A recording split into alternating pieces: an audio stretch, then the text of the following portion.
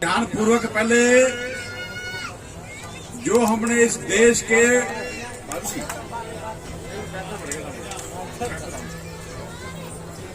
सबसे पहले फतेह बुलाएंगे। फतेह पता ना फतेह क्या होता है? वाहेगुरु जी का खालसा।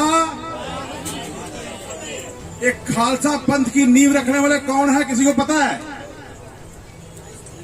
खालसा पंथ की नींव रखने वाले आप बंजारा, ग्वार बंजारा। इसलिए मैंने पहले फतेह बुलाई है, क्योंकि हम भूल गए हैं, भटक गए हैं। एक बार दोबारा जोर से फतेह बुलाओ। वाहेगुरु जी का खालसा।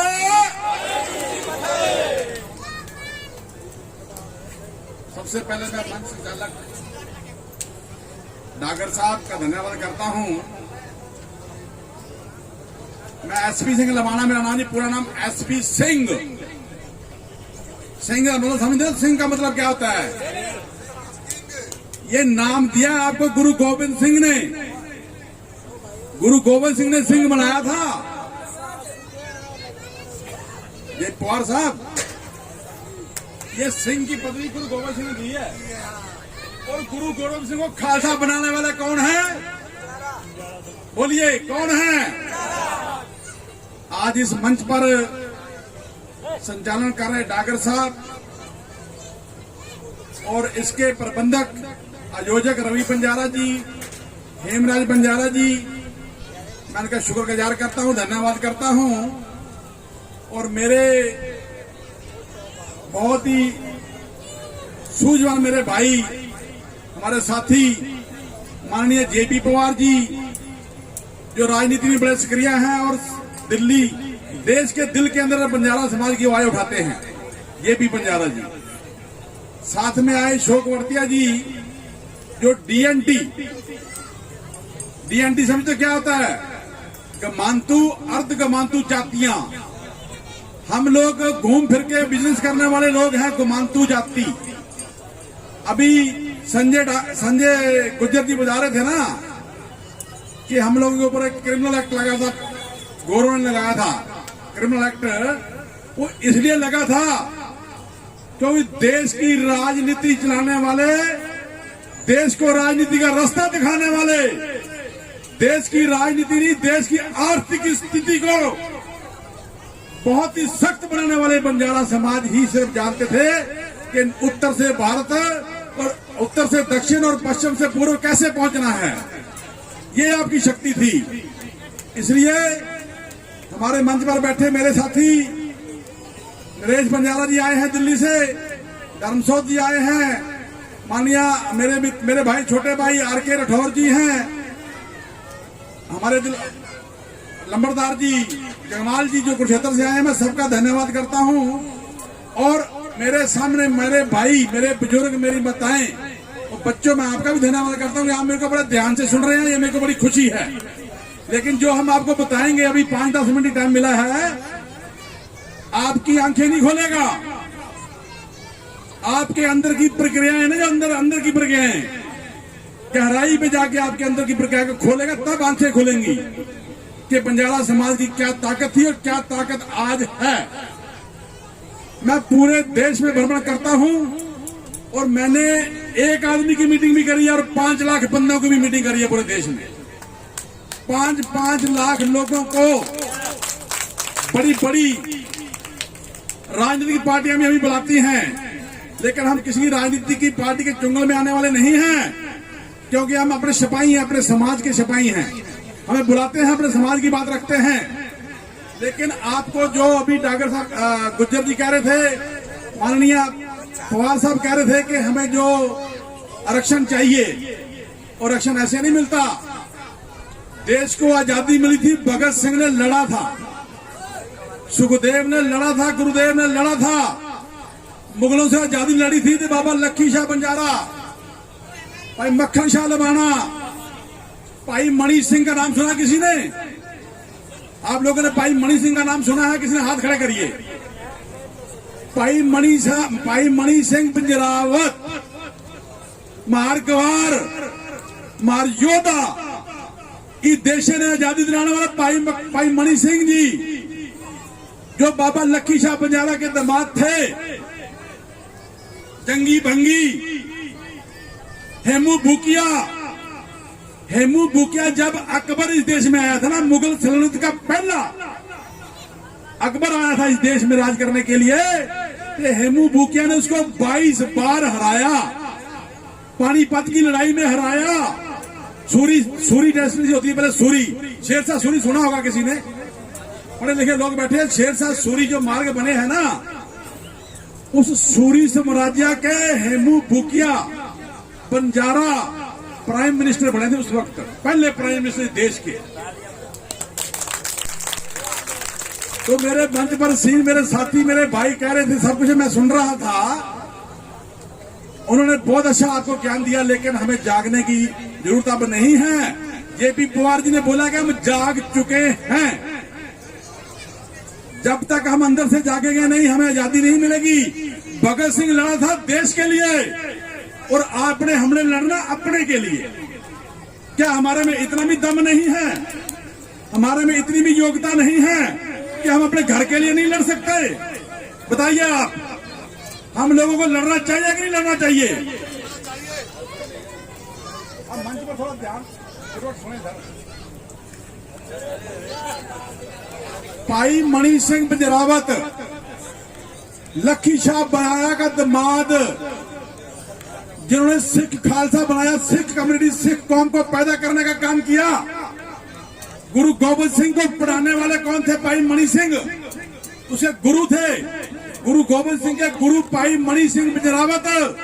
और आपको बता दूं, गुरु ग्रंथ साहब लिखने वाला भाई मणि सिंह बजरावत है।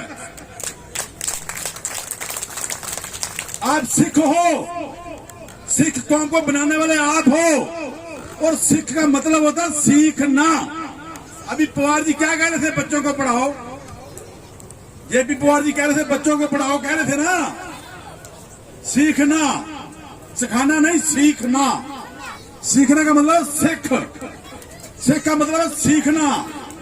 इसलिए सिख बनाया था। ये पगड़ी किसी की किसी बात की दी हुई चीज नहीं है, ये शहादत की निशानी है। शहादतें करी हैं हमने। लखी शाह बंजारा ने जब पगड़ी बनवाई थी ना, तो इस पगड़ी का क्या मूल्य पता है? जिम्मेदारी, देश को बचाना, कौम को बचाना, पूरे समाज को बचाना। पहली आजादी मुगलों से दिलाई तो बंजारों ने दिलाई, पता है आपको सबको। ये देश को जोड़ने का काम कौन किया? ये राजमार्ग कौन बनाया? लखी शाह बंजारा के टांडा चलते थे। भाई मक्खन शाह लवाना, जिनके देशों विदेशों तक व्यापार था, समुद्री बेड़े चलते थे, समुद्री बेड़ा।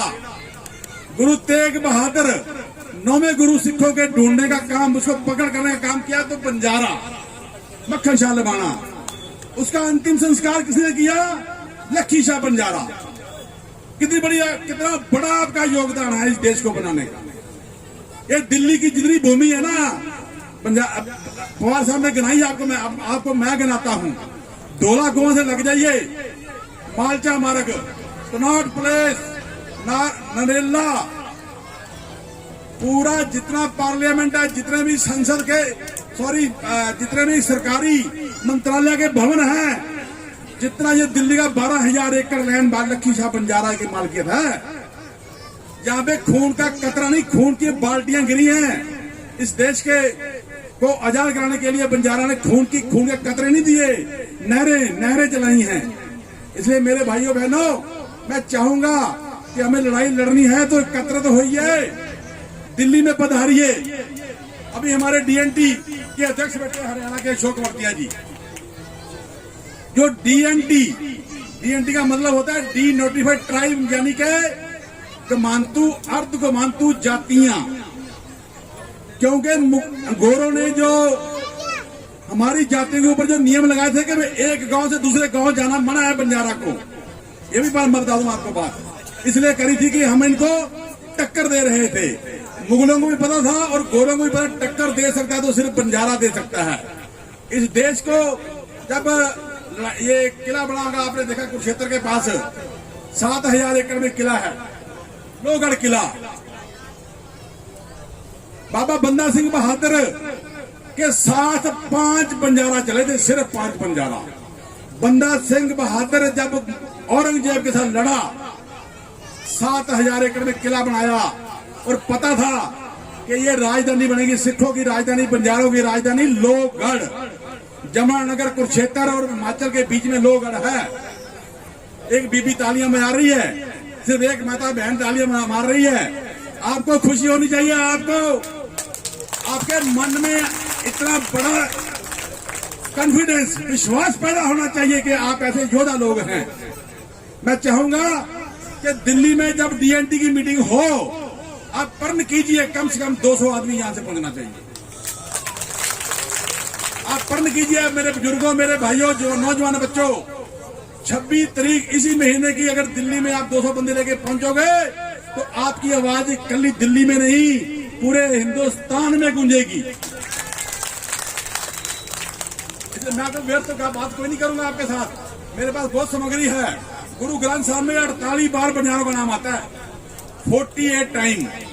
जब तक ये घमंड में फंसे रहोगे ना, जो ब्रह्मा से ना ब्राह्मण कहते हैं, ब्रह्मा सृष्टि रचने वाले थे। आज आप इन ब्राह्मणों के चक्कर में मत पड़िए मेरे भाइयों बहनों। शिक्षा का तभी आपके अंदर आह्वान होगा, शिक्षा तभी प्राप्त होगी जब तक ये ब्राह्मणों के पीछे से हटोगे आप, मूर्ति पूजा से हटोगे आप। गुरु ग्रंथ साहब हिंदू मुस्लिम का साझा ग्रंथ है, जिसमें संत कबीर भी बैठे हैं, संत नामदेव भी बैठे हैं, रविदास भी बैठे हैं और बाबा फरीद भी बैठे हैं। तो इसलिए इसको रचना किसने करी? बंजारा के हमारे शहीद भाई मणि सिंह, जिनका पूरा परिवार शहीद हुआ, इस देश की कुर्बानी दी। मैं 2-4 चीजें और कह के मैं बैठूंगा, क्योंकि मैं रवि जी को मेरे को इशारा कर रहे हैं, क्योंकि कोई बात नहीं है। सुनिए, आप सागर में लहर हैं, लहर सागर में लहरें बनती है ना, फिर सागर में पानी हो जाती है पानी। तो आप तो समुद्र हैं, समुद्र में लहरें हैं। ये गुरु ग्रंथ साहब समुद्र दिया है आपको। मैं आपको कोई धर्म परिवर्तन के लिए नहीं कह रहा। आप सिख हो, आप सिख हो। अगर किसी को इसमें कोई डाउट है तो मेरे साथ साझा करें, मैं बात करूंगा क्लियर। अभी मेरे साथ एक बाबा जी आए थे, रास्ते में मिले थे, बाबा जी का नाम नहीं मालूम। ये हमें लेके आए हैं, ये बहुत दुखी हैं। कहते हैं कि हमारे समाज में बड़ी कुरीतियां हैं, दहेज कुरीति। उन्होंने बोला कि दारू बोटी बहुत चलती है, बीबियां बहनें दुखी हैं। ये बाबा जी मेरे को बोले। जब पता चला ये बंजारा है तो हमें बड़ी खुशी हुई। तो मैं 1-2 बात कह के बैठूंगा। नदी का पानी मीठा होता है क्योंकि वह हमेशा क्या करता है, पानी देती रहती है नदी।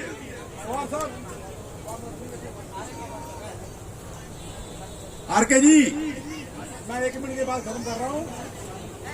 नदी का पानी मीठा होता है क्योंकि वो पानी देती रहती है। सागर का पानी खारा होता है क्योंकि हमेशा लेता रहता है। आप देने वाले हो भरतिया जी, आप देने वाले हो, लेने वाले नहीं हो। समुद्र का पानी खारा होता है क्योंकि लेता रहता है, और कुएं का पानी दुर्गंध देता है क्योंकि वह रुका होता है। यह जिंदगी है, देते रहेगे तो सबको मीठे लगोगे, लेते रहोगे तो खारे हो जाओगे, रुक गए तो बेकार हो जाओगे। अब क्या करना है? रुकना है कि देना है? आपसे पैसा नहीं चाहिए, आपसे कुछ नहीं चाहिए, आपका समय चाहिए, समय सिर्फ दिल्ली पहुंचने के लिए। मैं आग्रह करने आया हूं कि सिर्फ दिल्ली पहुंचने में नहीं आता। आपको प्रण करना है, पूरे 7-8 टांडा है यहाँ, 7-8 गांव बोल रहे हैं। वैसे तो बड़ी बड़ी संख्या में पहुंचो, जो मदद होगी हम करेंगे। लेकिन 26 तारीख अगर डीएनटी का झंडा लगा दिया तो आपको शेड्यूल ट्राइब में लाने में कोई रोक नहीं सकता। 26 अगस्त दिल्ली में। आगे मेरा एक कोड और रह गया है, फिर मैं खत्म करूंगा। 22 गांव है ना, तो 22 गांव में यार 10-10 आदमी तो आओ। मैंने क्या कहा, रुको मत, नहीं तो दुर्गंध देंगे। बैठो मत। जो आदमी हार गया, मन जीते जग जीत। जिस दिन हार जाओगे तुम्हारा कोई नहीं है, तुम्हें कोई पूछने वाला आज भी नहीं है देश में। मैं माफी मांगता हूं। प्रधानमंत्री मोदी जानते हैं, मैंने अभी फरवरी में 5 लाख बंदों की मीटिंग करी। कहां पर? वाशिम जिला, महाराष्ट्र। मुख्यमंत्री आया, उप मुख्यमंत्री आया, सारे नेता आए, क्या देंगे आपको? कुछ नहीं देंगे। आने वाले समय में आपका करेंगे। और किसी ने कुछ नहीं करना आपका, मैं रोता हूं, आपका किसी ने कुछ नहीं करना है। आपका हल आपके पास है, किसी के पास नहीं है। आज दुखी हो, लेकिन जो दुखी आदमी है उसके पास दवाई होती है। और जो महल में बैठा, जो गाड़ी घोड़े में बैठा, उसके पास दवाई की जरूरत नहीं हो तो पागल हो गया है। अपना घर देख के, अपनी गाड़ी देख के, अपना बंगला देख के पागल हो चुका है। हमें गाड़ी घोड़ा बंगला नहीं चाहिए, हमें आने वाले बच्चों का भविष्य चाहिए। इसलिए जागो, बैठो मत। फुर्सत में करेंगे तुमसे हिसाबे जिंदगी, फुर्सत में करेंगे तुमसे हिसाबे जिंदगी। अभी तो उलझे हैं खुद तो उलझनों में, अब तो उलझे हैं खुद सुलझाने में, उलझने सुलझाने में। कभी इसका दिल रखा तो कभी उसका दिल रखा, कभी कश्मकश में भूल गए कि खुद का दिल कहाँ रखा। बताइए आपका दिल कहाँ है? कहाँ बैठे हो? दिल्ली के पास बैठे हो, रोजगार नहीं है, शिक्षा नहीं है, ये दुर्भाग्य नहीं तो क्या है आपका? आपके आने वाले बच्चों की पीढ़ियां खत्म हो जाएंगी अगर आप इस चीज को नहीं बोलेंगे। खुद कहाँ बैठे हो ये पहचानिए। इंसान की आर्थिक स्थिति कितनी भी अच्छी हो, लेकिन जीवन का सही आनंद लेने के लिए उसकी मानसिक स्थिति अच्छी होनी चाहिए। आपका पैसा है, बहुत पैसे वाले बैठे हैं लबाना बंजारा, हरियाणा पंजाब में जितना पैसा है लबाना समाज के पास हो सकता किसी लाला के पास भी नहीं है, लेकिन जिंदगी आनंद ले रहे हैं। मानसिक स्थिति खत्म हो गई है। परिस्थितियां बदलती हैं, लेकिन मन की स्थिति, अगर मन की स्थिति आपने कंट्रोल कर ली तो आप उस दिल्ली की राजनीति गद्दी में बैठोगे जो देश चलाता है। आप में क्षमता होनी चाहिए, हमें बैठना नहीं है। अपनी मानसिक स्थिति ठीक करिए, क्योंकि गांव में हम लड़ते हैं, कभी उसकी बात करते हैं, कभी उसकी बात करते, छोटी छोटी बातों में लड़ते हैं। छोटी छोटी चीजों में लड़ने में कोई फायदा नहीं है। लड़ना है तो बड़ा लड़िए, नहीं तो मत लड़िए, घर बैठ जाइए, नपुंसक बन के घर बैठ जाइए। मैं मर्दों से कह रहा हूं, इंसान को बोलना सीखने में 3 साल लगते हैं। छोटे बच्चे को बोलने में कितना टाइम लगता है जी? और लेकिन क्या बोलना है यह सीखने में पूरी जिंदगी लग जाती है। आपको क्या करना है? बच्चों, भाइयों, बहनों, जवानों, निकलना है, मशाल लेकर निकलो, तभी आप भाई मणि सिंह बनोगे, देश को आजाद कराओगे, समाज को आजाद कराओगे। आप भी आज भी बंदी बैठे हो, आप जेलों में रहते हो, गांव में रहते हो, गांव से बाहर दिल्ली तक आपकी आवाज जाती है, इसका मतलब आप जेल में बैठे हो। जेल से निकलो, बाहर निकलो।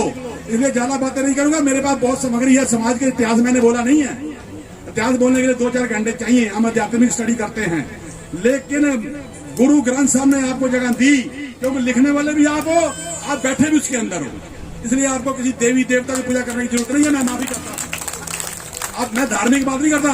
जिस देश की राजनीति धर्म के ऊपर निर्भर हो, वो देश का विकास नहीं हो सकता।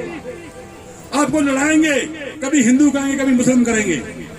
सिखों ने जो किया है वो करो, जो आपने किया आप सीखो, आप सीखो, आप सीखो। मैं दावे से कहता हूं आप सीखो। अरे किसी को शिकायत है मेरे से बता दे।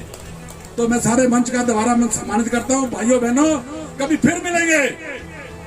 अगर ऊपर वाले ने जिंदगी दी, स्वास्थ्य वाले दिया, तो फिर देश में आवाज गूंजेगी, पूरे वर्ल्ड में गूंजेगी। मैं 50 देशों का भ्रमण किया, 50 देश, स्टेट नहीं, हिंदुस्तान के 25 राज्यों में मीटिंग करता हूं और 50 देश मैंने देखे हैं। पूरी दुनिया छोड़ के हिंदुस्तान में दोबारा आया। मेरे बच्चों को भी बोला है सिर्फ 16 साल 18 साल पढ़ो, बस उसके बाद अपना जीवन अपने आप व्यतीत करो। मेरे पास समय नहीं, मैं समाज के लिए जीऊंगा, समाज के लिए मरूंगा। अभी मैं बड़े जवान हूं, मैं बुढ़ा मत देखिए मेरे को, मेरी 55 साल उम्र है। अभी मैं जवान हूं, 18 घंटे काम कर सकता हूं। जुड़िए, एक सूत्र में बंधिए, एक से नेक होइए और समाज को आजाद करिए, अपने अधिकार लीजिए। ये कर्तव्य है हमारा, आपका कर्तव्य, जिम्मेदारी है, दायित्व है कि समाज को आगे बढ़ाना। इसी बात शब्दों से मैं माफी चाहता हूं। अगर किसी को बुरा लगा हो तो मेरे को क्षमा करें। वाहिगुरु जी का खालसा, बोले।